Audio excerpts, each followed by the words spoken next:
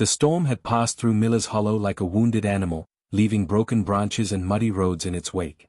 Jacob Miller stepped into his barn just after dawn, expecting nothing more than the usual morning routine, feeding the horses, checking the hay stores, maybe replacing a few shingles the wind had torn loose. What he found instead changed everything. A small sneaker. Pink, with cartoon rabbits on the sides, sitting in the middle of the barn floor like an accusation. Jacob's pulse quickened. He lived alone on this property, had done so for 3 years since his divorce. No children visited here. No neighbors close enough to wander over.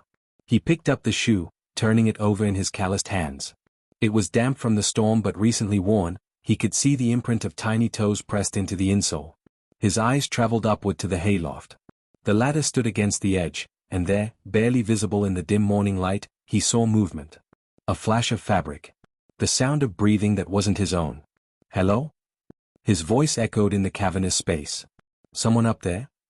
Silence. Then, so faint he almost missed it, a whimper. Jacob climbed the ladder slowly, deliberately, making noise with each step so he wouldn't startle whoever was hiding. When his head cleared the loft floor, his breath caught. A little girl, no more than 5 years old, sat curled against a hay bale.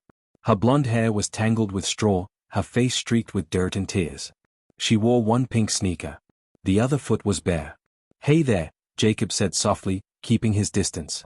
"You okay?" The girl stared at him with enormous blue eyes but said nothing. Behind her, deeper in the shadows of the loft, something else moved.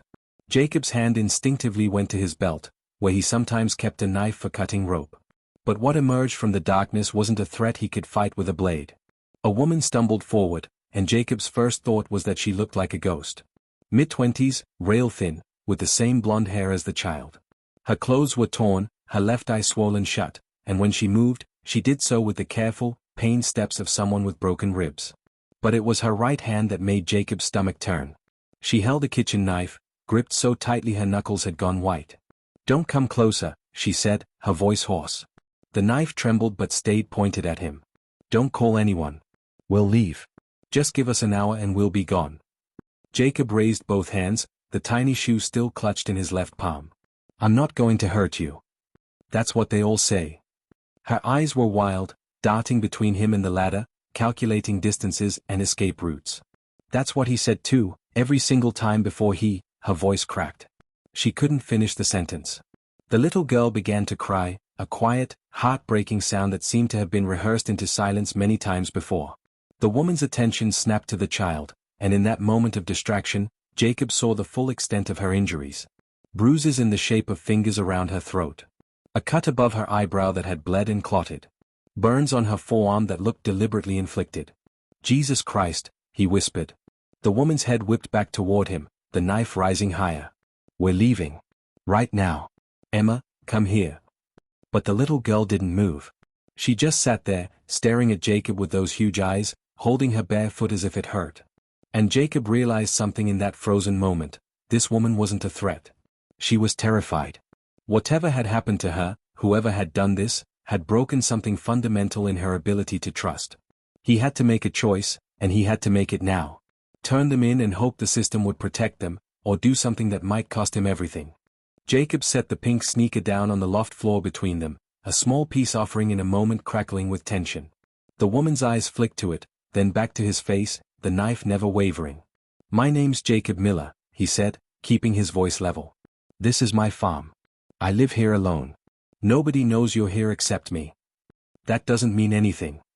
But her voice had lost some of its edge, replaced by exhaustion that ran bone deep. "You could be calling the cops right now for all I know. You could be." "I'm not." Jacob slowly lowered himself to sit cross-legged on the loft floor, making himself smaller, less threatening. "Look at me. I'm sitting down. My phone's in my pocket. I haven't touched it." The little girl, Emma, her mother had called her, was watching this exchange with the intense focus of a child who'd learned to read adult emotions for survival. She pulled her bare foot closer to her body, and Jacob noticed the red, blistered skin across her ankle. "She's hurt," he said quietly.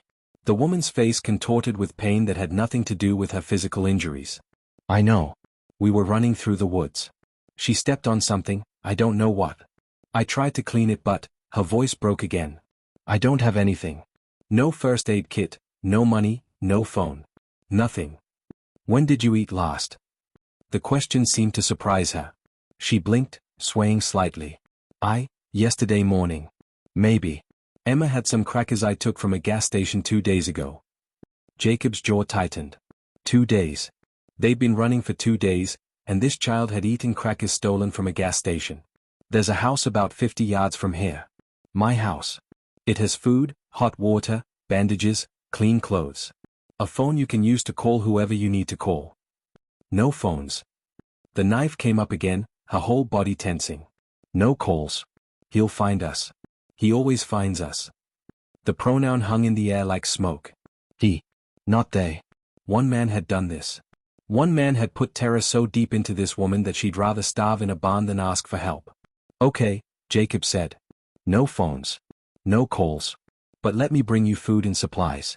You can stay up here, keep that knife, keep watch. I won't tell anyone. I can't let a kid go hungry when I've got a kitchen full of food 30 seconds away. The woman studied him, and Jacob could see the war happening behind her eyes. Trust versus survival. Risk versus desperation. Finally, she spoke, and her words came out like broken glass. Why would you help us? You don't know us. We broke into your property. For all you know, I'm some crazy woman who kidnapped this kid and made up a story about abuse. Jacob looked at Emma, then back at the woman. Because that little girl is holding her foot like it's on fire, and you've got finger marks around your neck that match the size of a man's hands. Because you're standing there with a knife you can barely hold, trying to protect her even though you look like you're about to collapse. And because 3 years ago, my sister showed up at my door looking a lot like you do right now. Her husband had put her in the hospital twice. The third time, she didn't wait for an ambulance. She ran. The knife lowered, just an inch. What happened to her? She's alive. She's safe. She teaches 2nd grade in Portland now, and her ex-husband is serving 8 years for aggravated assault. Jacob paused. But it took 6 months of hiding before she felt safe enough to press charges. 6 months of people like me giving her a place to stay when she needed it. Silence settled over the loft. Outside, birds were beginning their morning songs, oblivious to the human drama unfolding in the barn. Emma had stopped crying and was watching her mother's face with desperate hope. The woman closed her eyes. When she opened them again, something had shifted, not trust, not yet, but maybe the possibility of it. Sarah, she said quietly. My name is Sarah Bennett. And this is my daughter, Emma. We left Charlotte 4 days ago. My husband, she stopped, corrected herself with bitter emphasis. My ex-husband, Marcus Bennett, he's a police officer. He has friends everywhere. He has resources. And he swore that if I ever took Emma and left, he'd hunt me down and make sure I never saw daylight again. Jacob's blood ran cold. A cop. That explained the paranoia, the fear of calling anyone official. If Marcus Bennett had law enforcement connections, Sarah and Emma were running from someone who knew exactly how to track them, how to manipulate the system, how to make them disappear. How did you end up here? Luck. Desperation. I had a car, but it broke down about 5 miles from here yesterday afternoon. We walked until the storm hit, and then I saw your barn. The door was unlocked. She looked around the loft. I thought we'd just wait out the rain and leave before morning. But Emma fell asleep, and I couldn't move. I was so tired. Jacob understood. Adrenaline could only carry a person so far before the body simply gave out. 20 minutes later, Jacob returned to the barn carrying 2 canvas bags. He'd moved carefully through his house, grabbing supplies with the efficiency of someone who'd done this before, because he had, for his sister, in another lifetime. He climbed the ladder to find Sarah exactly where he'd left her, knife still in hand, but Emma had shifted closer to the edge of the loft, drawn by the smell of food. I've got sandwiches, water bottles, a first aid kit, and some clean clothes that might fit you, Jacob said, setting the bags down at the top of the ladder. There's also a burner phone in there. No GPS, paid for with cash, completely untraceable. Just in case. Sarah stared at the bags as if they might explode. Why are you doing this? Because it's the right thing to do. Jacob backed down a few rungs, giving her space. Take what you need. I'll be in the house. When you're ready to talk about what comes next, come find me. Or don't. Your choice. He was halfway down the ladder when Sarah's voice stopped him. He'll kill me if he finds us. Jacob looked up. Sarah had finally lowered the knife, her shoulders sagging with defeat and relief in equal measure. Emma had crawled to the bags and was pulling out a sandwich with trembling hands. Then we make sure he doesn't find you, Jacob said simply. Over the next hour, Emma ate 3 sandwiches and fell asleep with the sudden completeness of a child who finally felt safe. Sarah cleaned her daughter's injured foot with supplies from the first aid kit, her hands shaking but determined. Jacob sat at the bottom of the ladder, giving them privacy but staying close enough to help if needed. When Sarah finally descended, she changed into the clothes he'd brought, jeans that hung loose on her thin frame and a flannel shirt that swallowed her shoulders. She'd washed her face, though nothing could hide the bruises or the exhaustion carved into every line of her body. "I can't go to the police," she said without preamble. "Marcus has friends in every department between here and North Carolina. If I file a report, he'll know where I am within hours." Jacob had been expecting this. What about a shelter? There are places that specialize in domestic violence cases, places with security. "I tried that once, 8 months ago. Lasted 3 days before one of his cop buddies showed up asking questions, claiming he was doing a wellness check. The shelter had to let him in. He didn't take me that time, just smiled and told me he'd see me at home." Sarah's hands clenched into fists. "He was waiting in our bedroom when I got back. Put me through a wall." The casual way she said it, "put me through a wall," like describing the weather, made Jacob's anger spike hot and fierce. He forced himself to breathe, to think clearly. "Okay. No police, no shelters. What's your plan?" "I don't have one."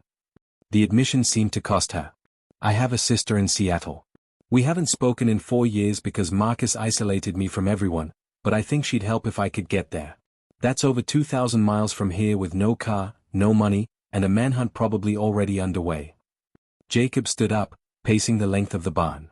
His mind was racing through possibilities, discarding the dangerous ones, weighing the risks. He'd helped his sister escape, but that had been different. Her husband hadn't been a cop. The stakes hadn't been this high. But when he looked at Sarah, really looked at her, beyond the bruises and the fear, he saw something that reminded him why he'd bought this isolated farm in the first place. After his divorce, after watching his sister nearly die at her husband's hands, after years of feeling helpless in the face of other people's pain, he'd wanted a place where he could make a difference. Where he could be useful. This was that moment. "I have a truck," he said slowly. "It's old but reliable. And I have vacation time saved up from the lumber mill where I work. 3 weeks' worth." Sarah's eyes widened. "You can't be suggesting."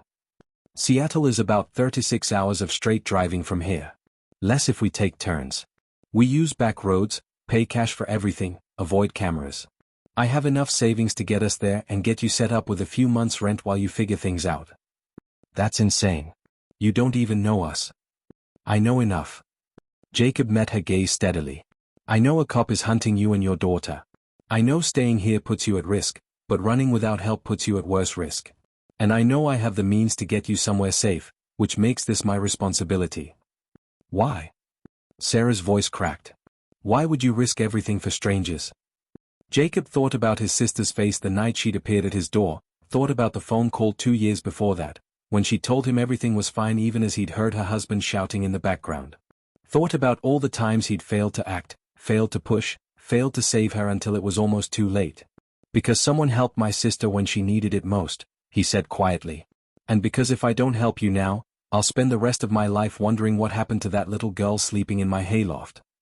Sarah was crying, silent tears tracking through the grime still on her face. "If Marcus catches us, he won't just hurt me. He'll hurt anyone who helped me. He said so. He promised. Then we don't get caught." The words hung between them, a commitment and a challenge. Sarah wiped her eyes with the back of her hand, and when she looked at him again, Jacob saw steel beneath the fear. "Okay," she whispered. "Okay. When do we leave?"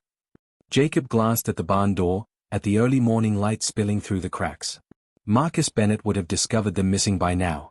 He'd be making calls, pulling strings, using every resource at his disposal. "Tonight," Jacob said. "After dark. That gives us time to prepare, and it gives him one more day to look in the wrong places." The hours that followed moved with the strange, compressed urgency of borrowed time. Jacob spent the morning making phone calls, careful, calculated conversations that would establish an alibi without raising suspicion. He called his supervisor at the lumber mill, claiming a family emergency in Montana. He called his neighbor 6 miles down the road, mentioning he'd be gone for a few weeks checking on his mother. Each lie was a small betrayal of his honest nature, but necessary armor for what lay ahead. Sarah and Emma remained in the hayloft, though Jacob had offered his house. Sarah still didn't trust walls she couldn't escape from, still needed the high ground and the sight of the barn door below. He understood. Trust wasn't rebuilt in a morning. It was earned in increments, in sandwiches delivered without demands, in space given without questions.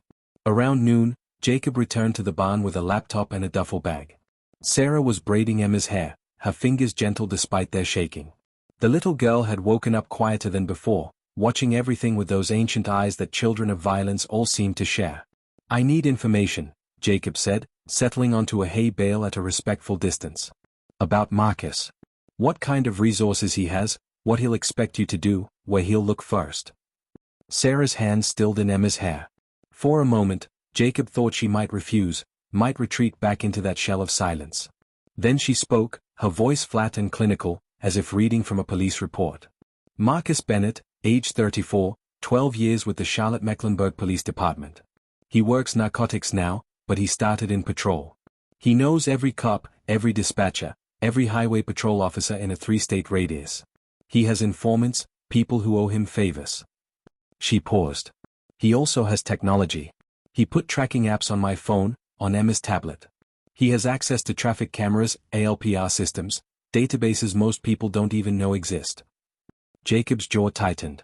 "What about your car? The one that broke down?" "Registered in his name.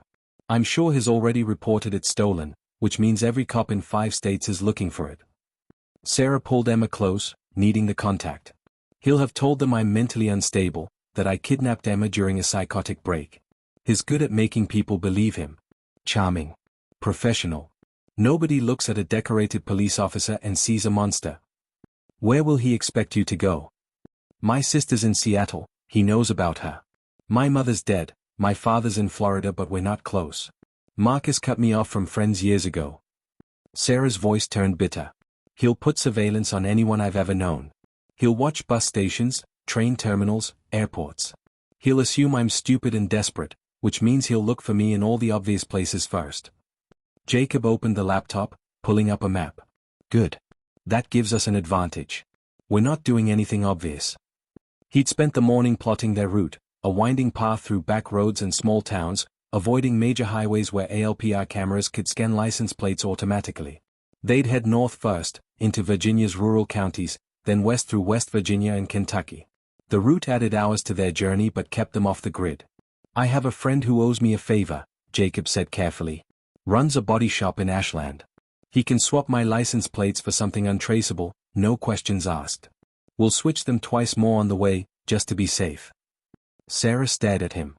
"You've thought about this? Really thought about it?" "I spent 6 months helping my sister hide from her ex. You learn things." Jacob pulled out the duffel bag, showing Sarah its contents. "Cash. About $8,000 from my savings. It's enough to get us there and get you started. Also, prepaid credit cards bought with cash, not attached to my name. We'll use different ones in different states." "I can't take your money. It's not a gift. It's an investment." Jacob zipped the bag closed. "When you're safe, when you're on your feet, you can pay it back. Or pay it forward to the next woman who needs help. Right now, it's just money, and money is useless if it can't save lives." Emma tugged on Sarah's sleeve. "Mama, is the bad man going to find us?" The question pierced the adult conversation like a knife. Sarah pulled her daughter into her lap, pressing her face into Emma's hair. "No, baby. Jacob is going to help us get somewhere safe. Somewhere your daddy can't reach us. Promise." Sarah's eyes met Jacob's over Emma's head, and in them he saw a desperate plea. He couldn't promise, not really. Marcus Bennett had resources they couldn't match, connections that went deep. But this child needed hope more than honesty. "I promise," Jacob said, and meant it as much as anyone could mean an impossible thing. The afternoon stretched into evening. Jacob loaded the truck bed with supplies under a tarp: food, water, blankets, a portable phone charger, a basic medical kit. He filled the gas tank and checked the tire pressure, the oil level, the brake fluid. Everything had to be perfect. One mechanical failure could be the difference between freedom and capture. At 6 o'clock, as the sun began its descent, Sarah finally climbed down from the hayloft with Emma in her arms. The little girl had fallen asleep again, her face peaceful in a way that broke Jacob's heart. How many nights had she gone to bed afraid? How many mornings had she woken to violence? "We should eat something before we go," Jacob said. "It'll be a long first leg. I'm planning to drive straight through to Kentucky before we stop." They ate in his kitchen, an odd, silent meal of soup and bread. Sarah picked at her food, her eyes constantly darting to the windows, watching for headlights that didn't come. Emma woke briefly, ate a few bites, then dozed against her mother's shoulder. At 8:30, with full darkness finally settled over the farm, Jacob loaded the truck. Sarah and Emma climbed into the back seat, less visible there, easier to hide if they needed to make a quick stop. Jacob had fashioned a small nest of blankets and pillows, a temporary haven in a metal shell. "Last chance to change your mind," Sarah said as Jacob started the engine. He looked at her in the rearview mirror, at the fear and fragile hope warring in her expression. "I'm not changing my mind." The truck rolled down the driveway, away from the barn where this had all begun 12 hours ago. Jacob didn't look back. Sarah did, watching the farm disappear into the darkness, saying goodbye to the first safety she'd known in years. They reached the main road, and Jacob turned north, away from Charlotte, away from Marcus Bennett's searching rage. The highway stretched ahead, empty and dark. They drove through the night like fugitives from an old western, the truck's headlights cutting through rural darkness that seemed absolute. Jacob kept to the speed limit, hands steady on the wheel, while Sarah sat in the back with Emma, vigilant despite her exhaustion. Every set of approaching headlights made her tense. Every small town they passed through felt like a gauntlet. Around midnight, they crossed into Virginia. Jacob had been driving for nearly 4 hours, and the adrenaline that had sustained him was beginning to fade. He pulled into a rest stop outside Wytheville, a desolate place with flickering fluorescent lights and empty picnic tables. 5 minutes, he said. "Bathroom break. Stay with the truck." But Sarah was already shaking her head. "We all go together. I'm not leaving Emma alone, and you're not leaving us." They moved as a unit through the rest stop, Sarah carrying Emma, Jacob walking slightly ahead, scanning for threats that existed more in imagination than reality. The bathroom was empty, graffitied, smelling of industrial cleaner. When they returned to the truck, Jacob noticed Sarah's hands were trembling worse than before. "You should try to sleep," he said as they pulled back onto the highway. "I'll wake you if anything happens." "I can't sleep. Every time I close my eyes, I see him. I see Marcus walking through that barn door, finding us, taking Emma." Her voice shattered. Jacob understood. Fear didn't respect logic or safety. It lived in the body, in the nervous system, rewriting reality until every shadow held a monster. "Talk to me then," he said. "Tell me something good. Something before Marcus. Something worth remembering." Sarah was quiet for so long Jacob thought she wouldn't answer. Then, softly, "I wanted to be a teacher. Elementary school, maybe 3rd or 4th grade. I was 2 semesters away from my degree when I met Marcus. He was so charming. Protective. He said I didn't need to work, that he'd take care of everything." She laughed bitterly. "Protective. That's what I called it. What he called it. Until protective became controlling, and controlling became violent, and violent became normal." "It's not too late," Jacob said. "To finish your degree. To teach. I'm 26 years old with a criminal record for filing false police reports against my own husband. That's what he did, you know. Every time I tried to get help, he'd file reports claiming I was the violent one, that I was unstable. Who do you think they believed?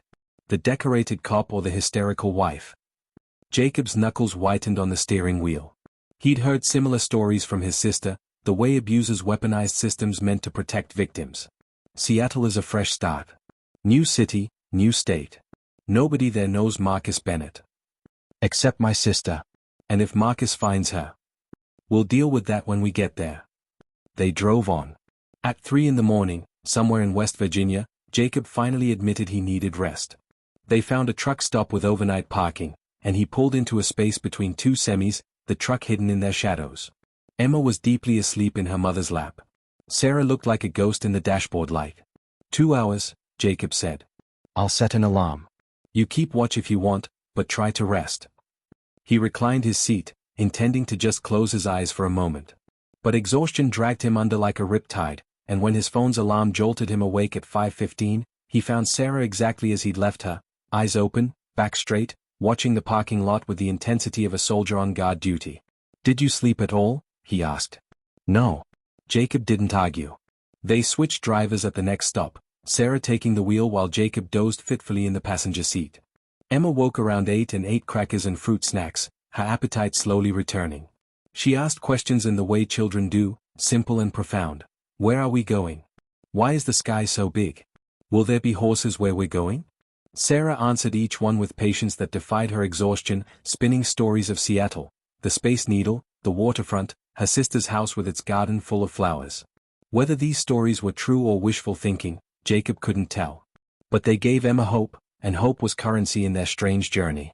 By the second day, they'd fallen into a rhythm. Drive 8 hours, stop for food and fuel, switch drivers, repeat. They paid cash for everything, avoided security cameras where possible, chose small diners over chain restaurants. Jacob swapped the license plates at his friend's shop in Ashland, then again at a junkyard in Indiana using plates pulled from abandoned vehicles. It was on the third day, somewhere in Montana, that things almost fell apart. They'd stopped at a rural gas station, the kind with one pump and a store that sold more beer than food. Jacob was inside paying when he saw the police cruiser pull up. His heart stopped. The officer got out, stretching, clearly just looking for coffee. But through the window, Jacob could see Sarah in the truck, could see her body go rigid with terror. He forced himself to walk calmly to the counter, to make small talk with the clerk, to buy coffee and snacks as if he had nothing to hide. The officer came in, nodded to Jacob, ordered his coffee. They stood 3 feet apart. Jacob's hand shook as he accepted his change. Outside, Sarah had started the truck. Jacob could see her in the driver's seat, ready to bolt. He walked to the vehicle slowly, fighting every instinct screaming at him to run. "It's okay," he said as he climbed in. "Just a local cop. Nothing to do with us." But Sarah couldn't hear him over the panic roaring in her ears. Her foot hovered over the gas pedal, her breath coming in short, sharp gasps. Emma was crying in the back seat, picking up on her mother's fear. Jacob did the only thing he could think of. He reached over and took Sarah's hand off the steering wheel, holding it firmly in his own. "Look at me," he said quietly. "Sarah, look at me." Her wild eyes found his. "That's not Marcus. That's not someone Marcus sent. That's just a cop getting coffee in Montana, 2,000 miles from Charlotte. We're okay. We're safe. Breathe." It took 5 minutes of steady talk and pressure from his hand before Sarah's breathing slowed, before the color returned to her face. The police officer came out, got in his cruiser, and drove away without a second glance at them. They sat in the gas station parking lot for another 10 minutes before Sarah trusted herself to drive. "I'm sorry," she whispered. "I'm so sorry." "Don't be. You're doing amazing. We're almost there." And they were. By the 4th day, the landscape had changed from plains to mountains, from endless sky to towering evergreens. They crossed into Washington state as the sun set, painting the Cascades in shades of amber and rose. Emma pressed her face to the window, enchanted by mountains she'd never seen before. They reached Seattle on a gray afternoon, rain misting the windshield in that perpetual drizzle the city was famous for. Sarah's sister lived in a neighborhood of small houses with gardens, the kind of place where people knew their neighbors and children played in the streets. Jacob pulled up to the address Sarah had given him and cut the engine. This was it. The end of their journey, the beginning of Sarah and Emma's new life. He should have felt relief. Instead, he felt strangely hollow. Sarah stared at the house, a yellow Craftsman with a porch swing and flower boxes. What if she won't help? What if she's moved? What if? Then we figure something else out. But you won't know until you knock. They walked to the door together, Emma holding her mother's hand. Sarah raised her fist to knock, hesitated, then knocked before she could lose courage. Footsteps inside. The door opened. The woman who answered was older than Sarah, late 30s maybe, with the same blonde hair and blue eyes. She took one look at her sister's bruised face and crumpled. "Oh God, Sarah. Oh my God." They fell into each other's arms, both crying, years of silence and pain dissolving in that embrace. Emma clung to her mother's leg, and Sarah's sister, Jennifer, Jacob learned, knelt to pull her into the hug too. Over Sarah's shoulder, Jennifer looked at Jacob with questions in her eyes. He shook his head slightly. Later. Explanations could come later. Jennifer ushered them inside, into warmth and safety and the smell of something baking. Jacob lingered on the porch, suddenly uncertain of his place in this reunion. But Sarah turned back, reaching for his hand. "Jacob," she said, her voice thick with tears. "This is Jennifer, my sister. Jen, this is Jacob Miller. He saved our lives." The words hung in the air, too big and too true. Jacob had driven 2,000 miles, spent his savings, risked everything on two strangers in his barn. And looking at Sarah now, bruised but unbroken, terrified but safe, he knew he'd do it again without hesitation. Jennifer pulled him into the house, into the circle of safety they were building. Emma tugged on his sleeve, and when he looked down, she handed him something. The pink sneaker with cartoon rabbits, the one he'd found that first morning in the barn. "You can keep it," she said solemnly. "For luck." Jacob knelt to her level, throat tight. "You keep it, sweetheart. You're the one who's going to need luck for your new adventures." But Emma shook her head, pressing it into his hands. "You helped us. So now you're family." The simple declaration broke something in Jacob's chest. He accepted the shoe, this small token of an impossible journey, and pulled Emma into a careful hug. That night, after Sarah and Emma had bathed and eaten and fallen into exhausted sleep in Jennifer's guest room, Jacob sat with Jennifer at her kitchen table. She'd called a lawyer friend, started making plans for Sarah to file for divorce and full custody in Washington state, far from Marcus's jurisdiction. She'd found a therapist who specialized in domestic violence. She was building a fortress of support around her sister with the efficiency of someone who'd been waiting years for the chance. "How bad was it?" Jennifer asked quietly. "The truth." Jacob told her everything. The barn, the knife, the drive across the country. Sarah's fear, Emma's injuries, Marcus's resources. By the end, Jennifer was crying again. "I should have known," she whispered. "I should have pushed harder when she stopped calling, when she made excuses. I let her go." "She's here now," Jacob said. "That's what matters." He left at dawn the next morning, while the house still slept. He'd given Jennifer the remaining cash from the duffel bag, instructions to use it for lawyers and therapists and whatever else Sarah and Emma needed. She'd protested, but Jacob had insisted. Money could be earned again. Lives couldn't. Sarah caught him as he was loading his truck, appearing on the porch in borrowed pajamas, hair still wet from another shower. She looked younger somehow, as if the 2,000 miles had peeled away years of fear. "Thank you doesn't cover it," she said. "Then don't say it." Jacob closed the truck's tailgate. "Just promise me you'll be safe. That you'll let your sister help you. That you'll give Emma the life she deserves." "I promise." Sarah stepped forward, and for the first time since that morning in the barn, she hugged him without fear. "What about you? Marcus will come looking. He might find out you helped us." Jacob had thought about that. Marcus Bennett would investigate, would eventually trace the route they'd taken. But by then, Jacob would be back in Miller's Hollow, back to his quiet life on an isolated farm. He had no criminal record, no connection to Sarah beyond a few days. Marcus could suspect all he wanted. Proving anything would be impossible. "I'll be fine," he said. "I'm good at being invisible." The drive back across the country felt longer somehow, emptier. Jacob's truck echoed with the absence of Sarah's watchful tension and Emma's quiet presence. He drove straight through, stopping only for gas and coffee, pushing himself the way he'd pushed on the journey west. But this time, urgency came from a different place, not fear, but a need to return to normalcy before the weight of what he'd done caught up with him. He arrived back at the farm on a Wednesday morning, exhausted and hollow. The barn stood exactly as he'd left it, the hayloft still holding the impression of where Sarah and Emma had slept. Jacob climbed up and found the second pink sneaker, the one Emma had been missing. He tucked it into his pocket next to its mate, twin talismans of an impossible week. Life returned to routine with unsettling ease. Jacob went back to work at the lumber mill, fielded questions about his mother in Montana with practiced lies, fell back into the rhythm of solitary farm life. Weeks passed. Then months. He heard nothing from Sarah, which was exactly as it should be. Contact meant risk, and she had enough risks without adding him to the list. But 6 months after that rainy morning in the barn, a package arrived. No return address, postmarked from Spokane rather than Seattle, careful misdirection even now.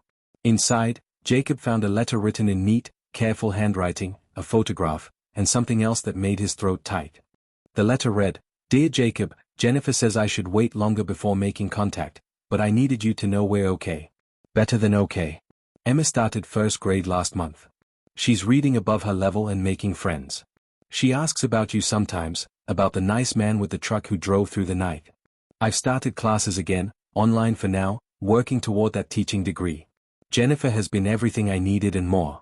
The lawyer says Marcus can't touch us here. He tried, of course. Made calls, filed complaints, used every connection he had. But Washington State is taking our case seriously. The protective order is solid. I have a job at a coffee shop, and Emma has a therapist who specializes in childhood trauma. We're building a life.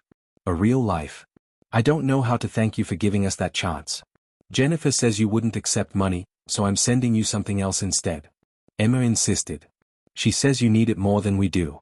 Thank you for being the kind of man who stops to help strangers. Thank you for risking everything when you had no reason to. Thank you for driving 2,000 miles into the unknown because a little girl was hurt and scared. You saved us. I will never forget that. Sarah. The photograph showed Sarah and Emma on a beach, the Seattle skyline visible in the background. Sarah was smiling, really smiling, not the desperate grimace he'd seen in the barn but genuine joy. Emma was holding a sandcastle bucket, her face lit with pure childhood happiness. They looked whole. Healed. Safe. The third item in the package was a small wooden heart, roughly carved but lovingly made. Jacob turned it over and found words burned into the back in a child's uneven letters, for Jacob. Family. He sat on his porch with the heart in his palm, the pink sneakers on the step beside him, and let himself cry for the first time since his sister had escaped her own nightmare years ago. These were good tears, earned tears, the kind that came from knowing he'd made a difference in the vast, indifferent universe. 3 years passed. Jacob's life continued its quiet trajectory. He worked, tended his farm, helped his sister when she visited with her new husband and baby. He kept the pink sneakers in a drawer and the wooden heart on his kitchen windowsill, reminders that sometimes the most ordinary days could crack open to reveal extraordinary choices. Then came the knock on his door late one autumn evening. Jacob answered to find a woman in her 30s standing on his porch, fear carved into every line of her face. Behind her, partially hidden, stood 2 children, a boy and a girl, both under 10. The woman's left eye was swollen shut. Her lip was split. Jacob recognized the look in her eyes immediately. He'd seen it before, in his barn, in a woman holding a knife and a desperate plan. I'm sorry, the woman said, her voice shaking. I know this is crazy. I know you don't know me. But someone gave me your name. They said you help people like me. They said you helped a woman named Sarah get to Seattle 3 years ago. Jacob's heart stopped. Sarah had given out his name. Had trusted someone else with the secret of what he'd done. Part of him wanted to be angry at the risk, but looking at this woman's battered face, at the children clutching her legs, anger evaporated. What's your name? He asked quietly. Rachel. Rachel Morrison. My husband is a state senator. He has security details and lawyers and people everywhere. I need to get my kids to my brother in Oregon, but I can't do it alone. Sarah said, her voice broke. Sarah said you'd understand. That you'd help. Jacob looked past Rachel to his barn, where this had all started 3 years ago. He thought about Sarah's letter, about Emma's wooden heart, about the network of broken women helping each other survive in the shadows. He thought about the risk, the danger, the cost of getting involved. Then he thought about those 2 children, their frightened faces, their uncertain futures. Come inside, Jacob said, stepping back from the door. You're safe here. Let me get some food for the kids, and then you can tell me everything. As Rachel and her children filed into his house, Jacob caught sight of his reflection in the hallway mirror. He looked the same as always, weathered face, work-worn hands, the quiet exterior of a simple man living a simple life. But underneath, something had changed 3 years ago in a hayloft. Some fundamental shift in purpose, in understanding what his isolated farm and careful savings and solitary existence were really for. He wasn't just Jacob Miller anymore, lumber mill worker, divorced loner, keeper of a quiet farm. He was part of something bigger now. A link in an underground railroad for the desperate and hunted.